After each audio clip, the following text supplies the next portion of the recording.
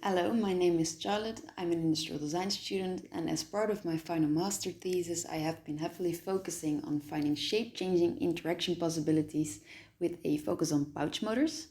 Pouch motors are basically pockets that are made with two thermoplastic sheets that are heat sealed together, and the deformation of the pouch happens through volume changes due to airflow or water flow. To me, it becomes interesting when you place pouches in patterns. In that case, the material shrinks. We can manipulate the direction and amount of shrinkage by using specific pouch shapes and orientations. So, reasons why pouch patterns are interesting are that the pouches are soft and thin. This makes it an ideal soft robotic technique for wearables and specifically in healthcare. So you can, for example, think of compression socks. The fabrication is very simple and fast. It's ideal for very quick testing as well, and many different mechanisms can be achieved in one material. So then we can also do more irregular shapes. In that case, the material can pop up, bend, twist, and turn. When we use two sheets with both a different elasticity or thickness, one side will deform more than the other. With this technique, we can make the pouch patterns pop up and roll up. In the slide before, I also mentioned that patterns can bend. However, there are always two directions possible in that case. So with two different sheets, we can determine that direction.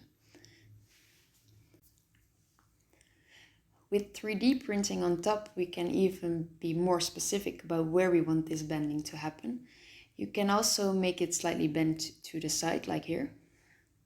In this animation, I show an intersection of a basic pouch pattern. A 3D printed layer is placed on the sample below.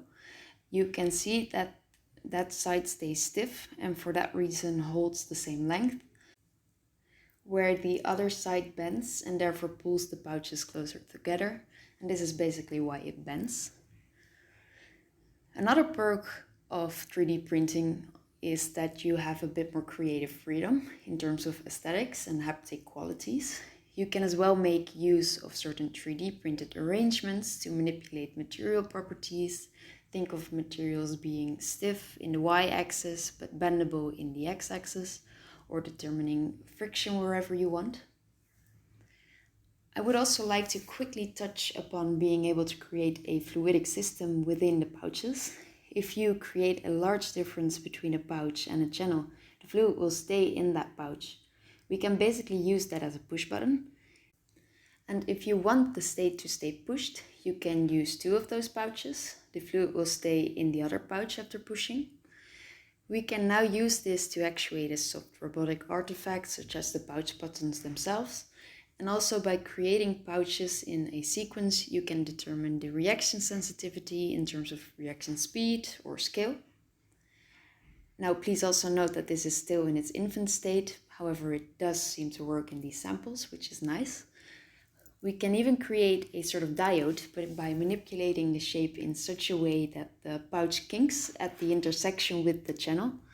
This makes it still possible for the fluid to flow in, but very difficult for the fluid to flow out.